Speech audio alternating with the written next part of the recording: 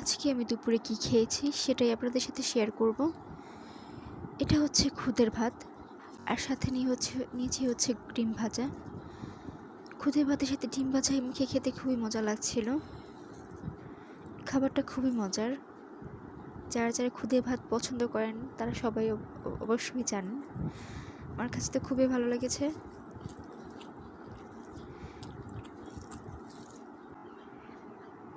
গরম খুদে ভাতের সাথে গরম ডিম ভাজা খেতে ভালোই লাগছিল।